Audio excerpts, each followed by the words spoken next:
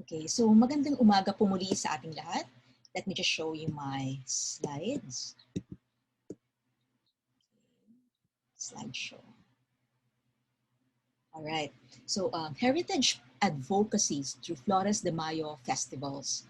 So I hope to show you through this presentation how the promotion of local flora can indeed be used as platform for numerous heritage advocacies. So in my next slide, we see a page from the National Commission of Culture and the Arts website. And we see here that the month of May has in fact been declared as National Heritage Month. And as part of this declaration, the National Commission for Culture and the Arts enjoins all cultural agencies to participate in this national event by initiating their own heritage-related activities within the month of May. So we see here that our Flores de Mayo festivals are actually a response to this call. So in this slide, we see a page from the official Facebook site of the National Museum, and we see them also promote flowers in the month of May. So this was posted on the first Monday of this month. And we see here 4 local points showing images of endemic flora. So this is an architectural structure in UP Diliman, the Church of the Holy Sacrifice, which was designed by national artist Leandro Locsin. And we see here that this structure or this parish was also declared as one of the official Jubilee churches of the Archdiocese of Cubao. Now, since most of the people simply attend the Mass online, we see here the parish priest, Father Bong Tupino, offering flowers the first Sunday of May in behalf of the people. And from UP Diliman, we go to the area where UP Manila is located, so this Ermita. And in Ermita, we see the shrine of the Mesa Senora de Guia, or more popularly known as Ermita Church. And these their post on the first day of May, which they labeled as the start of May flowers. And we see on the picture, the altar laden with flowers, because precisely this was the start of their Flores de Mayo. This was the blessing of the Porta Santa, or of the Holy Door, also in Mesa Senora de Guia. And interesting to see the presence of Pandan plants at the background. And we see the significance of this background, of the Pandan, in relation to the founding of Ermita. So we read on their museum exhibit that on a Saturday, 19th of May, 1571, Miguel Lopez de Legazpi took possession of Manila in honor of the King of Spain, Felipe II. And on this occasion, one of his soldiers roamed and reached as far as the seashore in what is now the site of Ermita Church. So there he saw a wooden female figure on top of a trunk surrounded by pandan leaves, so being venerated by the locals. So marking the spot where it was seen is the area where the Archdiocesan Shrine of the Mesa Senora de Guia complex now stands. So its origin is not definitive, but its close resemblance to the Santo Niño de Cebu has made everyone who were present believe that it must have been brought there in 1521 to the Philippines by Magellan's ships and was sent by the Cebu native chiefs as a gift to one of the many rajas of Manila. So the significance of the plant, pandan leaves. So the pandan is an endemic plant in Southeast Asia.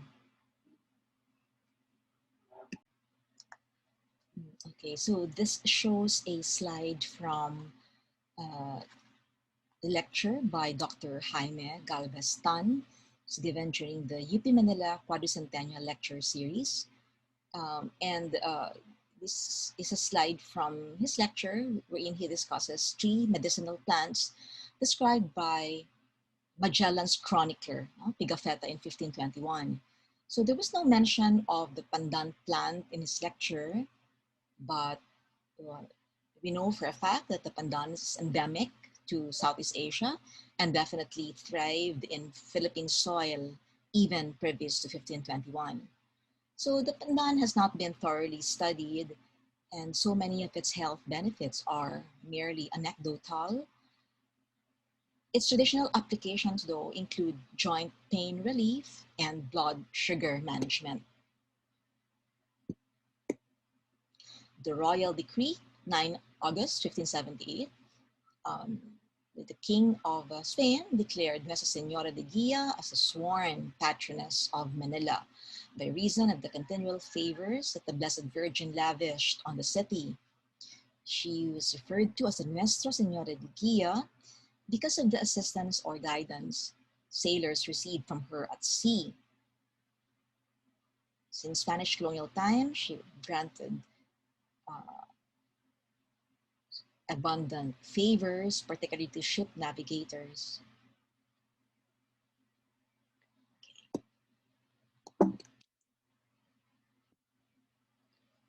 So up until now, the location of the shrine um, is there where it was founded. It's exactly where it was founded. And we see the image of Nuestra Senora de Guia in the lower right, recently clad in a new outfit designed by no less than the famous Filipino designer, Barge Ramos. Of course, we see the Nuestra Senora de Guia surrounded by flowers, and right beneath her is a pandan plant. But what is interesting, or more interesting, would be this embroidered pandan plants, no? Placed here meticulously by Barge Ramos. So indeed, local flora has a rightful place in the celebration of our quincentenary. We may only be celebrating this year the 450th year of the finding of this image, but its association with the Santo Niño de Cebu gives us one reason for to celebrate it now. So more importantly though, its association with the pandan plant, which is native to the Philippines and its existence outdated, no? um, it gives us more reason to do so. So the second part of my presentation would be that of showing you the themes of our 3 Flores de Mayo festivals, which showcase and promote the importance of heritage with local flora.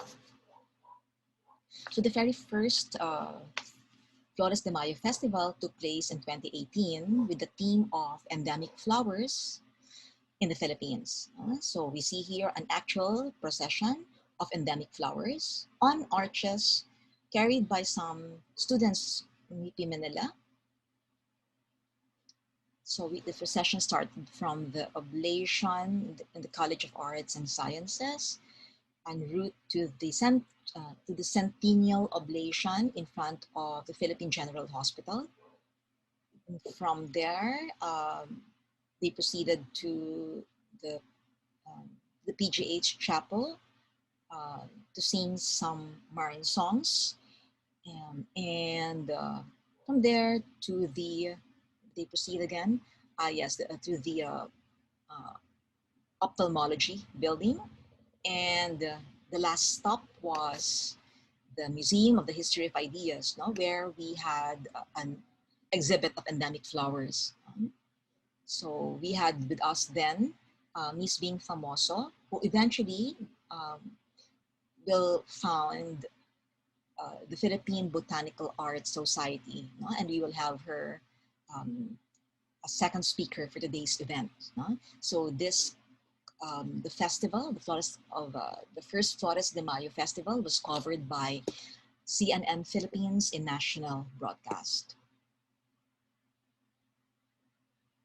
So there was an artist talk in the event, and there were also workshops on endemic flower painting, and these are actually shown, or the outcome of this workshop are actually shown on the sashes, which were worn by the students during the procession.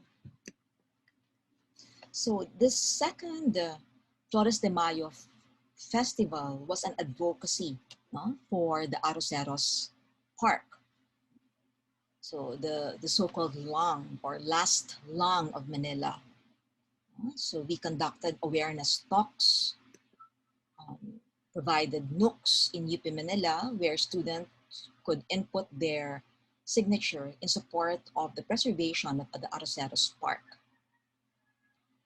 So yes, so we supported the signature campaign against building the gym right in the middle of the Arroceros Forest Park. And yes, we were most grateful to have been part of that campaign. For eventually, the City of Manila declared the Arroceros Forest Park as a permanent forest park, disallowing any building of structures which would be a deterrent to its being such. Okay.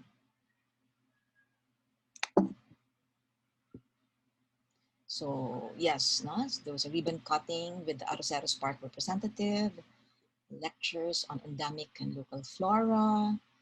You see here Miss Mika Gonzalez giving one of her talks.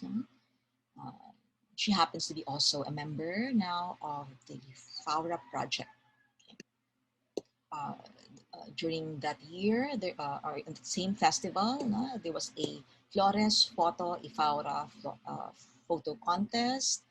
And the idea there is to take photos of heritage sites or built heritage along Padre Faura Street or the Ermita area as a whole, but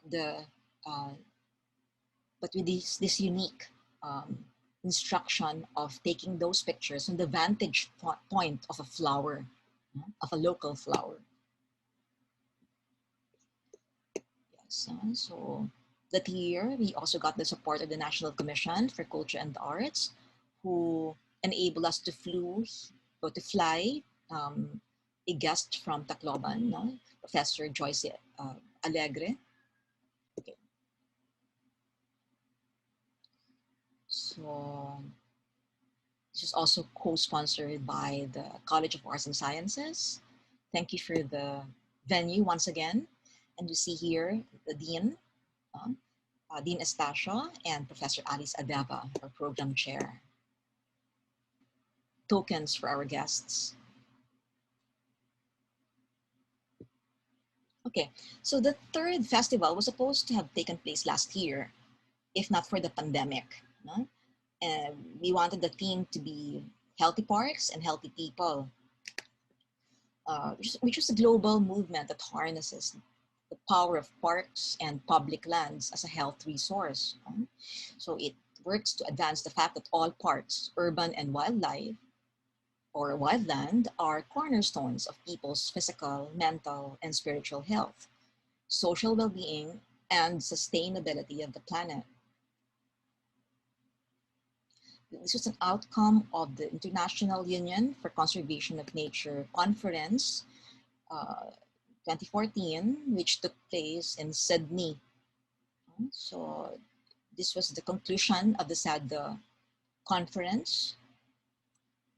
And we see the response. Oh yes, here first we see the slide, which puts in context that conclusion, that contact with nature is essential for human emotional, physical, and spiritual health and well-being. So we see the response of Canada by setting a day each year to give free access or free use of the Ontario Park. We see several European countries participate in this European Day of Parks in 2017. We see a number of them united in this call to support parks, and it's good for mankind. And then in the US in 2018, they had something similar. So we wanted to also do our share, share in this advocacy in that particular or in last year's festival. We in fact started to already do preliminary preparation for that event through our revitalization of the Plaza de Nuestra Senora de Guia project. This is the nearest park from UP Manila. This is a park which is right in front of the Ermita Church. We see here that the image, or an image of the Nuestra Senora de Guia at the very site where the image was found in 1565, and right beneath that is a flower bed. But you will notice that not a single pandan plant was present. Thus, the greening of the park became a part of a heritage project, with the Sangguniang Kabataan officers of Ermita, who helped us gather children in the park. We see Miss Marinel Completo, the SK chairperson, at the lower leftmost picture, who happens to be our student in UP Manila, majoring in the Phil Arts, in the BA Philippine Arts, Cultural Heritage and Arts Management program. We see in the picture right above this some Phil Arts students pointing at image of a built heritage along Padre Faura Street from an activity book prepared for the children. It's a heritage book, which could be colored. So we see as well here the parish priest of Ermita Church who we had to invite since we were using his venue. And beside him, the other officers of the Sangguniang Kabataan of Barangay Ermita, of the district of Ermita. So we also prepared, we see it on the right, lower right on the page, on the slide, art packs for the children. So yeah, together with the book, coloring materials and the like. Well, the Rotary Club of Ermita sponsored the food. So it was a collab of different, both private and public entities. So this is the book prepared for the children. Had 2 volumes, volume 1, volume 2. Plates, had colored versions. Okay. See here the marker of PGH in one of the page on the book.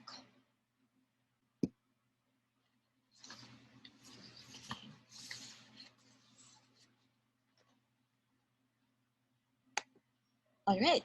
So, but again, it's because of the pandemic that didn't push through, and this brings us now to this year, 2021, wherein it was not a no-brainer that the team should actually be in sync with our quincentennial commemorations. So we had to, despite the pandemic, we had to push through with this festivity. It was something that we had to push through to be part of the celebration of the quincentenary. So since our initial plan of a grand procession of endemic and local flowers to the conduct of an actual Santa Cruzan along Padre Faura cannot push through, we celebrate flowers this year through an online exhibit of native flowers by some of the best botanical art painters in the country. So this exhibit will be launched right after our series of talks this morning. And I end my presentation here. So once again, welcome to the Flores de Mayo Festival and Conference. And we hope you get to join us as well in the other activities that have been planned for the entire week. So once again, thank you for listening.